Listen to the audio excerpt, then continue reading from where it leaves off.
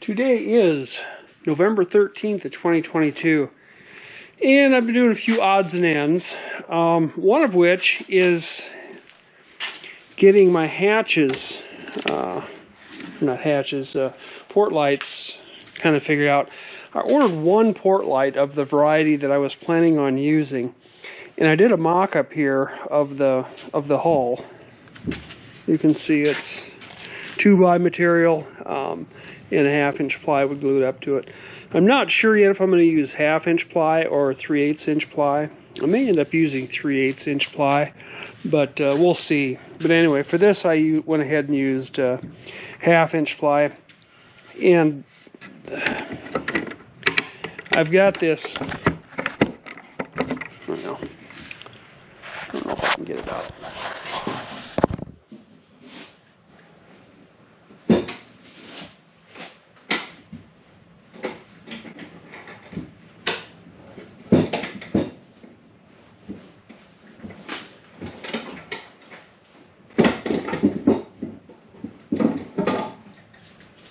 Alright, hatch out of there. And you can see I've got this routed out. I did the initial cut here to get the main frame of the port light in there.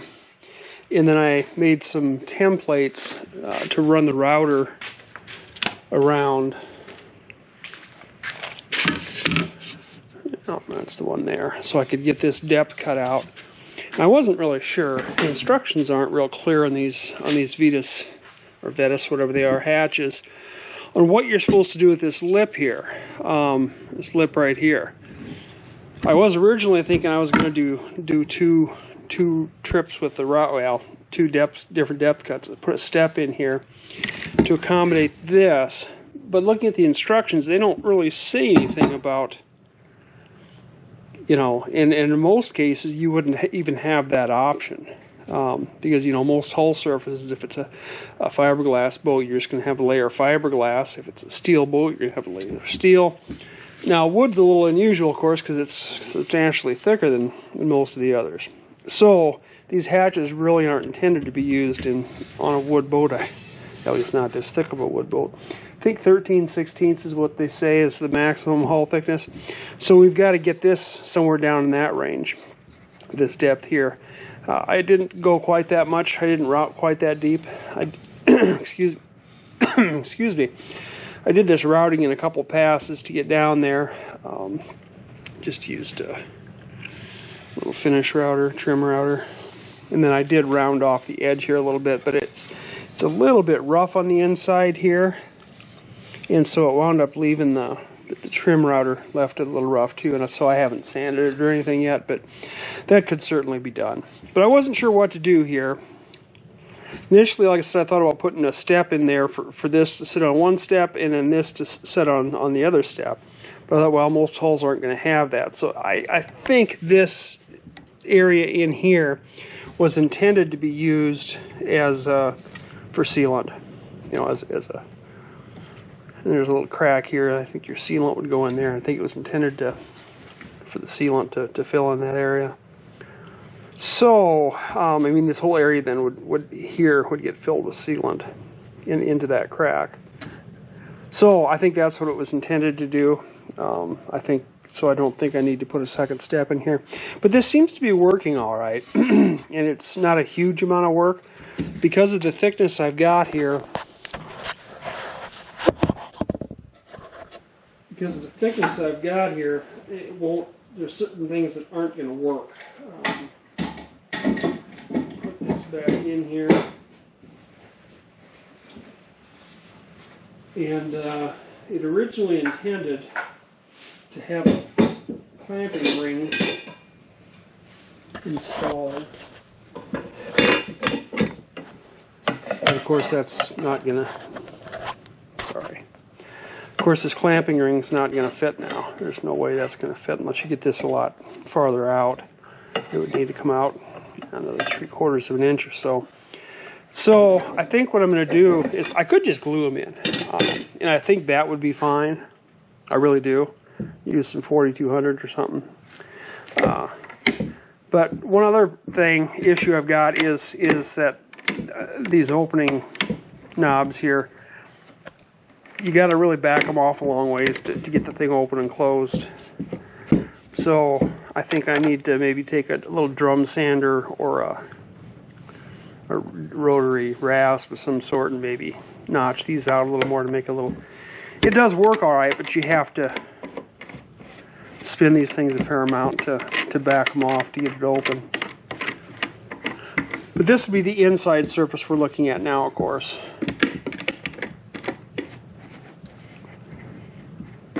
And there's screens that go in them, which I like that idea.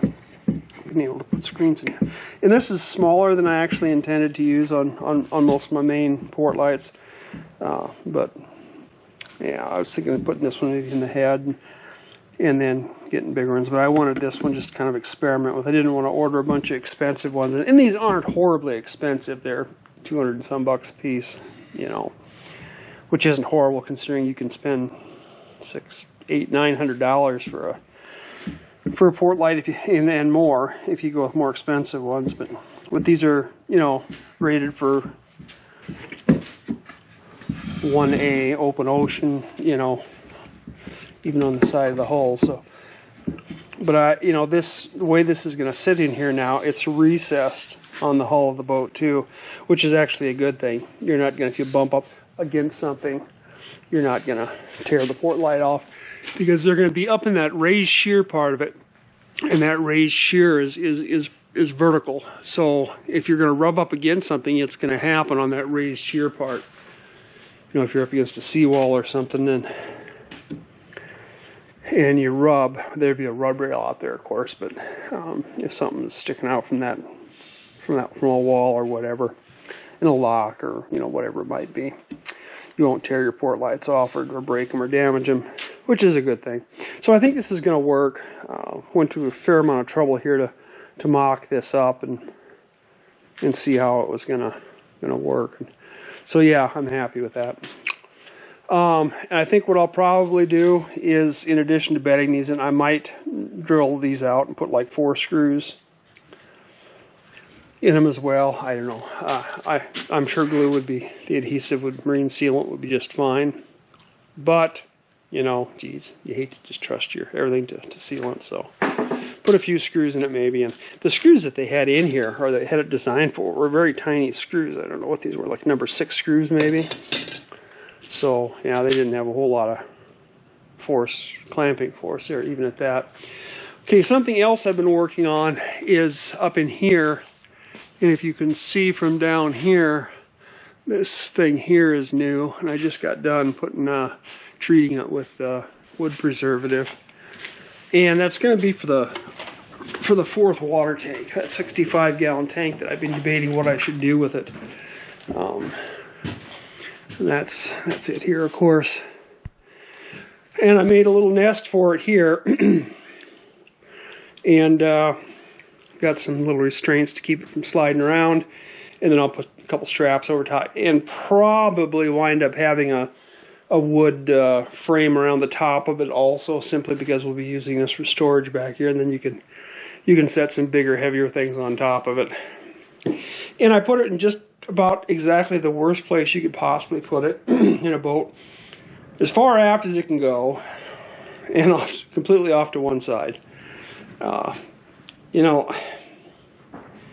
I wasn't sure if I was even going to put this tank in or not, and I thought, you know what, I probably got the room back here for it, so why not do it, and then you've got it.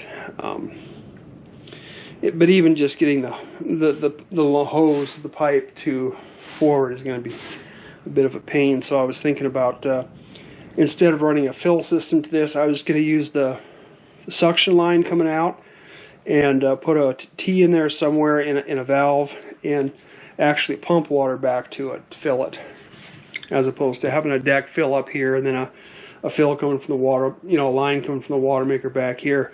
I just use one line to do everything. Well, other than venting. But yeah, so this, this is what we're going to do. And it's nice and sturdy. I think it'll hold up in a seaway.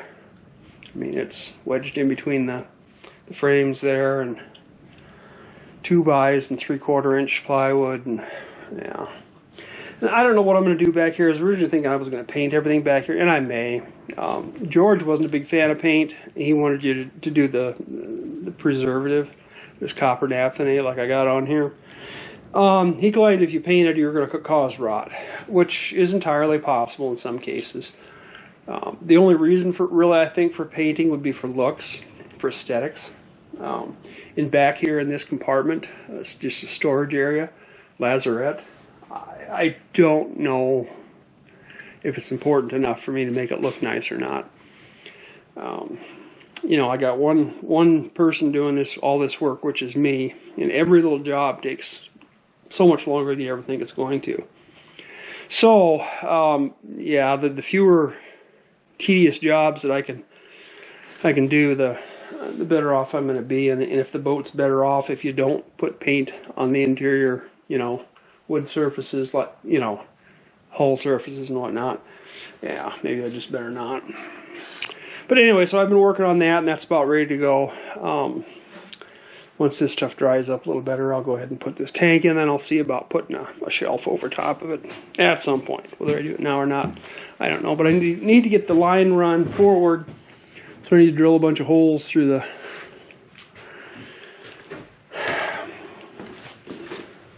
not frames, but the floors and whatnot, to get a line from back up there down under here. And once I get a little ways, I'm okay. And then I got another one here I gotta drill through. But yeah. So that's the next job for today. And I think you've seen most everything I've been doing up here. I think this week I'm going to try to pick up some laminate. I'm just going to put Formica on here. But yeah, trying to debate how to do it. Yeah, I don't know. All I need to do is get the top covered. I'm going to put a backsplash, probably an oak backsplash. I'll, you know, varnish it up real well, and then I'll put a little oak fiddle here too to cover the front and keep things from falling off the countertop. But I need to get the laminate on here, and of course nothing is square back here, so you can't trim it. You can't just slide it in there and glue it on and then trim the front. So I think I'm going to have to pull these pieces off, probably set them over here on the fridge and freezer, and put the laminate on, trim it, and then put it back in place, which means I won't be able to screw through the plywood into the framework down here to hold the countertop on. So I'll probably have to make some little blocks and underneath and put those in, and then screw from the bottom up into this, and just make really sure I use screws that are short enough that they don't. But that's also going to leave me a seam here, which, yeah, isn't ideal, but I don't really see any other good way of doing it. I mean, I could, I suppose, trim the laminate, take these pieces off, trim the laminate manually to kind of sort of fit this curve back here, or these curves back here. Actually, I think this one's straight, but fit these curves back here, and then put the plywood in place, screw it down, and then glue the laminate on. Yeah, that's hard to trim laminate like that, though. Then you wind up chipping it, and of course it's going to have, like I said, a backsplash on here, which is going to cover up any minor imperfections. But I don't know. I still think the easiest way to do this is going to be just to take these off and put the laminate on them, and then put them back in place. Yeah, you'll have a seam here, but so be it. Other than that, my fuel system, since I redid all these fittings with the tape rather than the putty, or the goo, or whatever you want to call it, has been holding fine, and I do like it better this way. I did managed to get the fittings a lot tighter with the tape. Now, for whatever reason that is, I don't know. But I just managed to I suppose you're filling up more of the threads with that tape, and it's a little stiffer, and so it holds a little better, and so you got a little more, you know. Problem is sometimes you get a half turn, and you want to go a full turn, and you're not going to make it. So then you have to back off that half turn. Well, then you've pretty much ruined your seal, I think, when you're using the goo, the regular dope, pipe dope. And then you don't have a real tight fitting, and then they, you know, if you bang into one of these, you risk moving it. Maybe this is kind of her place. Of all the cats, she likes it in here. So yeah, I like the way that's going together. I know there's going to be naysayers about using tape on there, but we got plenty of filtration. So if any little pieces of tape get into the system, this is all pre-filter. So yeah, and I'll have to decide when I go from the day tank down here if I probably will not use tape on that, you know, down to the actual engine where you risk. Of course, the engine's still got a filter too, but yeah. So I don't know how valid that is. But anyway, so I'm going to have to use this fourth hookup here for that tank in the stern now at 65 gallons, which should give me over 200 gallons of water capacity. So yeah.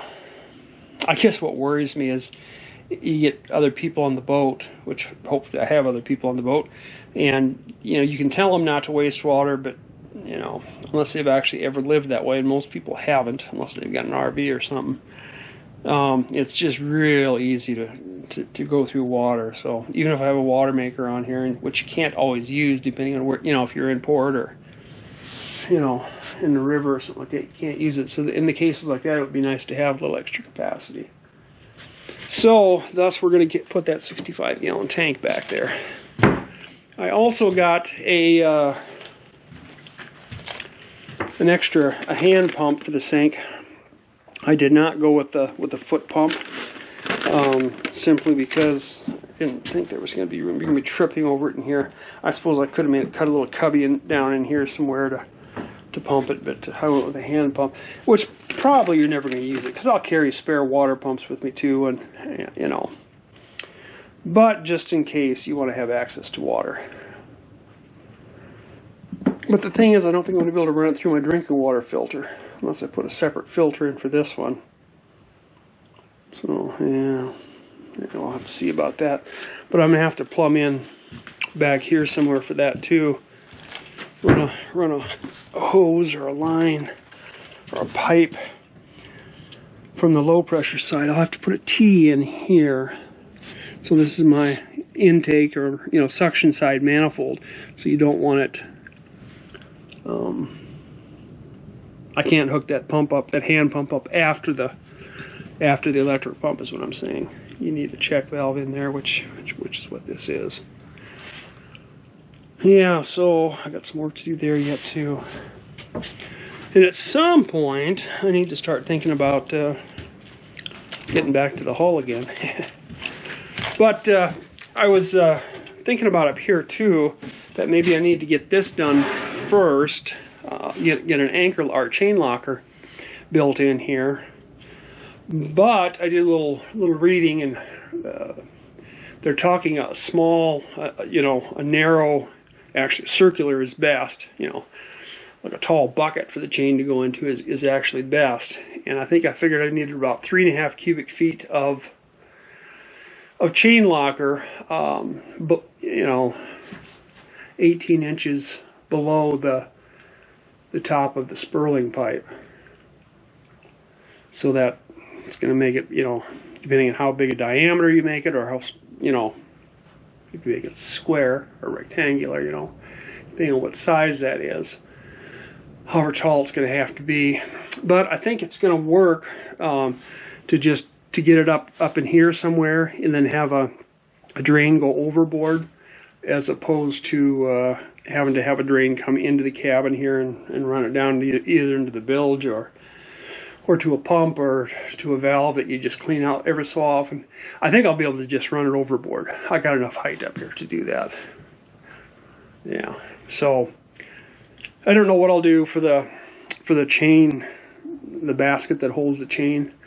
itself. Like I said, they said circular, round is best, a cylindrical shape. So I'll see maybe if I can find something, if I could get something 12 or 16 inch diameter. But the point is that I'll be able to drop that in from the top at any time. I don't need to worry about doing that now before I, get anything else done here. So I've been thinking about that. And, here's the head. You've seen that. There's the cat. You've seen that too. They've all seen you, haven't they? This is Pee-wee. Yeah. They've all seen Pee-wee. All right, well, I guess that's about it for today. Like I said, this week I hope to get the laminate, pick some laminate up and get that installed, so then I can get some more things hooked up on the sink here. I don't know, I'm going to have to get a faucet. I don't have enough room to put a faucet really behind it. I don't really have room over here because I got a 2x going across here for support. So it means putting a faucet over here, or coming in here and taking this 2x4 out and notching it and making a place for that to go in, which could be done. I suppose you kind of don't like to do that, but I don't know. We're screwed into the frames at each end of this 2x, so it probably really wouldn't matter if we did notch it out. But we'll see. We'll see what I come up with there. One of these pumps can go, and this thing's a bit of a beast too. This thing's probably going to almost have to go over here. Not ideal, but yeah, this thing's really designed to be set on the right-hand side. First of all, if you're right-handed, so you can pump with your right hand, but then the pump is away from the sink, and you can turn the...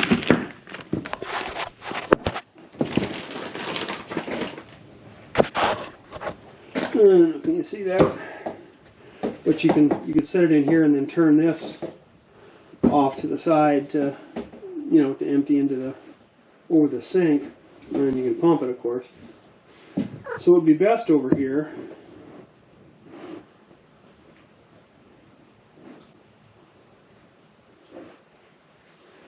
Up here wouldn't work very well when you're trying to pump that way. It would work all right this way if we dropped it in here.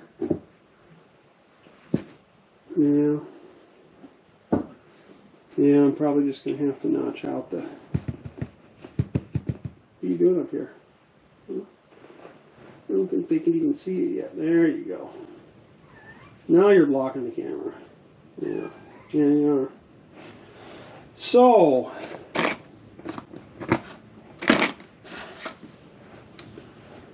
yeah, I suppose we'll have to see how big that the other faucet's going to be before we commit to anything.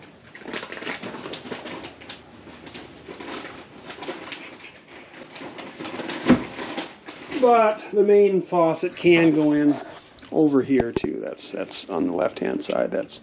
Wouldn't be the end of the world. All right. Anyway, so we'll leave it there for today.